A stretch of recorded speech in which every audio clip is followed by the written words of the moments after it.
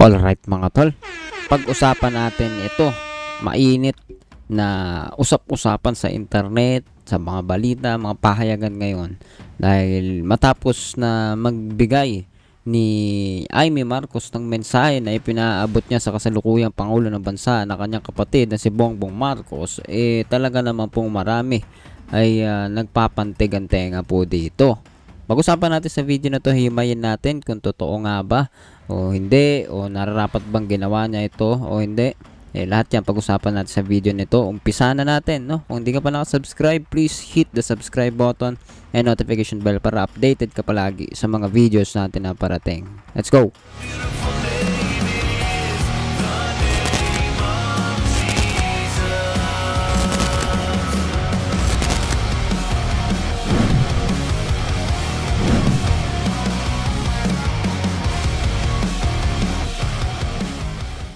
So ayan na nga mga tol. Para doon sa mga hindi pa nakakapanood, ipe-play po natin yung bahagya na portion. O I don't know if itong buong 1 minute and 55 seconds na ito na news ng News 5 Everywhere, pinakita lahat dito. And I don't think so kasi mukhang maiksi lang yung 2 minutes na yan. Pero anyway, yun yung ipi-play natin kasi mukhang kinilip naman nila sa part na kung saan nandun yung mga sinabi talaga ni Imee Marcos. Tapos saka tayo magbibigay ng opinion after natin makita itong full speech na ito. Tapos yung reaction din ng ibang mga tao sa kanya. May isa pa tayong video yung ipi-play kasi. So anyway, start na natin. Let's go.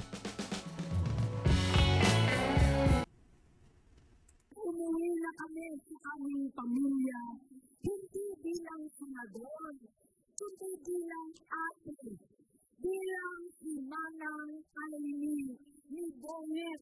Tiyak itong sasabihin sa harap ng taong bayan, sa harap ninyong lahat, at sa harap ni Bongbong. Bonget, magtatatlong taon na tayong hindi lang kakausap. Tatlong taon ko nang sinusubukan muli na ako'y pakinggan. Siguro ngayon ay makakarating ng buo ang gusto kong sabihin. Walang mababawasan, hindi madadagdagan. Bongbong, nag-aalala sa iyo si Manang. Pinakikita kita sa TV, gusto kitang puntahan. Napakalaki ng pinagbago mo. Itsura, pagsasalita, takbo ng pag-isip. Minsan, napapatanong ako sa sarili ko, ikaw ka ba yan? Si Bongbong matalaga lang nakikita ko. Pero ako, sabihin ko, ako pa rin ito. Ako pa rin ang ate mo na tumayong amak ina sa inyo sa ibang bansa. Ang kasama nyo sa sumubok na sangain lahat ng sakit para sa iyo. Ang kapatid mo na hindi mo kailangan hihingan ng tawad dahil agad ka lang iniintindi at tatanggapin dahil mahal kita.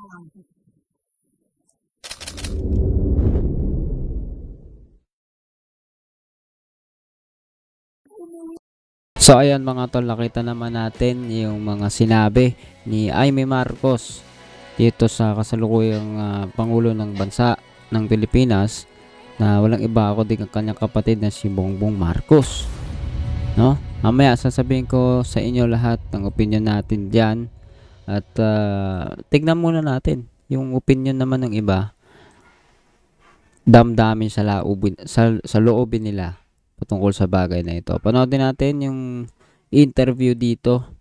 Parang ambush interview ba to? So, naman yan. Tignan po ninyo maigi ito.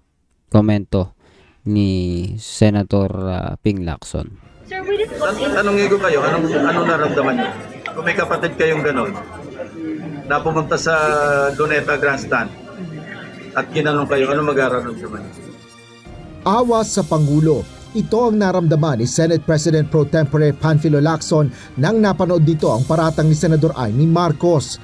Kaugnay ito ng mga umunoy problema sa ugali at gawain ng kapatid nitong si Pangulong Ferdinand Marcos Jr. Pangunahin na dito ang umunoy paggamit ng iligal na droga ni PBBM. Hindi ko siya kamag-anak, hindi naman kami close. Pero ang naramdaman ko unang-una bilang sa Pilipino, naawa ako sa kanya. Imagine, the pain that he was undergoing, watching his own sister, lampasting him like that. Paliwanag ni Senator Ping, very un-Filipino ang ginawa ng senadora dahil kung mag-away man anya ang magkapatid ay limitado lang ang usapan sa loob ng tahanan o naibubulong sa iba pang mga kapatid.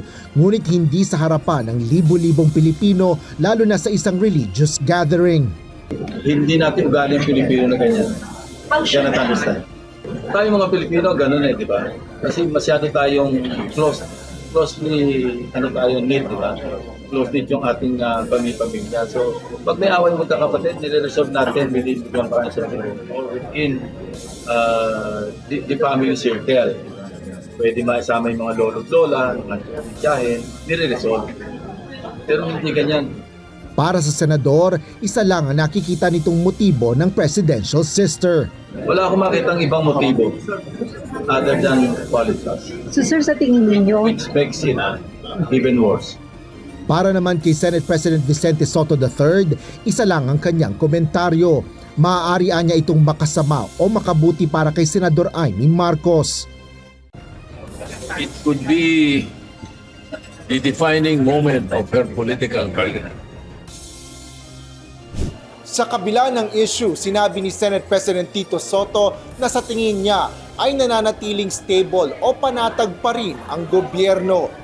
Asher Kadapan Jr., UNTV News and Rescue. Diyos ang aming sandigan, serbisyo publiko ang aming pinahalagahan.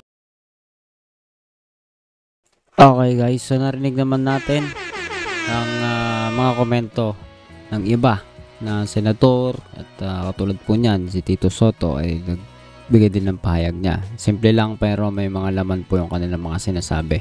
Dahil una, no, di na po tayo magpapaligoy-ligoy pa. Number one po na titignan natin sa ginawa po dito ni Senator Amy Marcos sa kanyang kapatid ay yung moral. Number one po yan, no? Ang moral, hindi po yan optional. It's a must.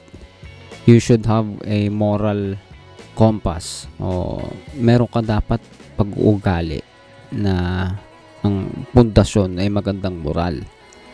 Moral na alam naman natin, 'di ba? Wala namang ibang pagkukuhaan ng moral kundi ang Diyos eh. 'Di ba? Kaya kung ang mga ginagawa natin, anumang bagay na sinasabi natin ay hindi nagmumula doon, makikita at makikita naman yan eh. Kahit nga ang tao hindi nagbabasa ng Biblia, kahit ang tao hindi naniniwala sa Diyos, sabihin na natin ganun kalala ang tao, pero makikita mo pag gumagawa ang isang tao ng tama, ng mabuti, alam mo there is someone na nag-input sa heart niya nito eh. Meron, dahil meron at meron Diyos. Kaya dalawa yung bagay na ilalagay natin sa unahan dito sa harapan ng ating paksa na pag-uusap dito. Number 1, moral, at hindi naman number 2 ang Diyos.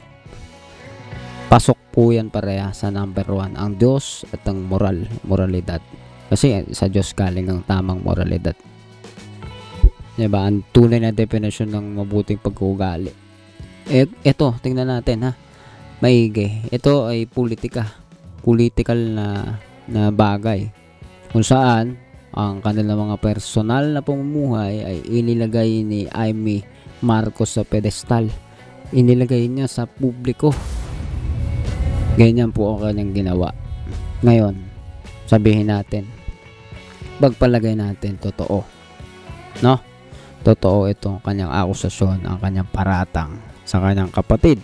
No, take note, kapatid, at hindi lang basta kapatid, pangulo pa ng bansa. So ganun po kabigat yung ginawa ni Senator Amy against the current administration of the government at sa kanyang kapatid. No? Sabi nga nila, blood is thicker than water, pero dito sa pinakita niya, kaya ng tao na pabagsakin ang kanyang kapatid kahit na ito ay kanyang katugo. Pero sabi nga ni Ping Lacson, no, kung titignan mo maigi, ikaw ang sumagot, kayong mga nakakakita at nakakapanood, kayong mga INC, kayong mga iba't ibang mga reliyon, saan man kayong membro, panig, suporta, isipin ninyo kung ito ba'y tama pa. Diba? Sabi natin totoo, nagdadrag siya. Tama ba na ilagay mo ang kapatid mo sa ganong kahihiyan? At ano, in what reason you are doing that? Anong dahilan bakit ginagawa mo yung pagpapahiyan? Naintindihan natin minsan, di ba? May mga tao na may mga kamag-anak silang adik, nahirapan sila gumagawa ng kalokohan, napapahiya nila eh. Parang naiintindihan mo minsan eh, dahil sama ng loob, galit. Pero dito, ano bang ginawa ni Bongbong sa kanya? No? Ano bang ginawa ng kanyang kapatid sa kanya? Yun lang naman magiging question dito eh. Pangalawa, ano bang ginawa ni Bongbong na masama sa bansa? Solely, sabihin siya lang, personally, ano ba ginawa niya masama sa pamamalakad sa gobyerno? I'm not saying na he is perfect o yung administrasyon ngayon ay perfecto. Unang-una, dapat talaga naman maintindihan natin walang perfecto dahil Diyos lang ang perfecto. Dapat nga siya yung hari talaga eh. Diba? Pero ito, inaalaw ng Diyos yan. Makita natin yung mga tao ganito na siya lang talaga yung masasabi nating maayos, magpapamalakad talaga. Pero dahil naririto nga tayo sa sitwasyon na to na mayroong presidente, mayroong pamunuan, mayroong gobyerno, itinuro rin sa atin na igalang eh. Itong inalaw ng Diyos na ma-exist, ma-establish na government, dapat nandun yung respeto. Lalo na, siya ay Pangulo ngayon. At ipinahiya niya, diba? Ginagawa niya ng, kumbaga, this is an act of trying to put the President of the Philippines in shame. I-remove yung tinatawag nilang public trust, magkaroon ng destabilisasyon, and etc. Pero bago tayo magtapos, so simple lang naman. Ano ba yung kailangan natin maintindihan dito? Number 1, sino man, diba? Regardless kung sino man ang mga tao, ano man kalagayan, sitwasyon pa, number 1 po palagi titingnan natin ay kung ano yung tama. Ito ba ay morally wrong or morally right? Ito ba ay magugustuhan pa ba ng Diyos itong ginagawa ng tao? Diba? Wala akong makitang dahilan para gawin niya ito. At gaya nga po ng komento ni Senador Marcoleta at ni Tito Soto, ito'y wala siyang ibang makita kundi politika. At ako mag-a-agree po ako doon kasi maaring natukso itong si Amy Marcos or galawang politika niya rin ito sa kanyang sarili. Diba? Pwede siyang maging, kung tumakbo si Sara Duterte bilang presidente sa 2028, pwede siya maging vice president. Ano ba? Ganun ba ang kanyang layunin talaga? So, wala tayong ibang makita na dahilan. At kung ngayon, sinisiraan nila, diba? Sabihin na natin, ito ni Amy Marcos ng INC sa kanilang pagrarally, ano bang purpose nila? Kung ito ay paninira sa Pangulo, pagbanat sa administrasyon, sa gobyerno ngayon, ano ang better option? Meron ba silang better option or solution na ibibigay? Diba? Si Sara, hindi ako naniniwala better option siya. At kung sino man. Kasi mga corrupt din. Diba? Mayroong issue ng corruption. In-archive pa nga nila impeachment trial. Diba? May harang-harang pa silang ginagawa. Pero ngayon, transparency for a better democracy. Diba? Hindi yun makatotohanan. Si Marcoleta hindi nagsabi ng totoo sa kanyang sose. And yet, itong INC ay tahimik lang. Diba? Ako po. Ito po'y ayon lamang sa aking opinion. At kayo, mag-isip kayo, mga tao. Lahat tayo ibinigyan po ng utak ng Panginoon Diyos. Kailangan po natin ipag-pray na maging maayos po yung gobyerno natin. at hindi maging magulo. Kagaya po ngayon, may nagtatangka. Ako, I believe this is not something na pang dito lang. Ito po'y pang malawakan. Ako naniniwala, maaaring may connection po dito ang China, diba? Dahil ang mga Duterte connected sa China. That's what I believe. Pro-China sila. Yun yung aking nakikita sa kanila. So, itong INC, supportado mga Duterte. Paano natin mapapagtagpi, connect yan? Nakikita naman ninyo kahit kayo mismo. Pero ikaw, tanongin mo sarili mo, ano ba nakikita mo? Tama pa ba yung nakikita mo na ginagawa nitong mga tao po na ito?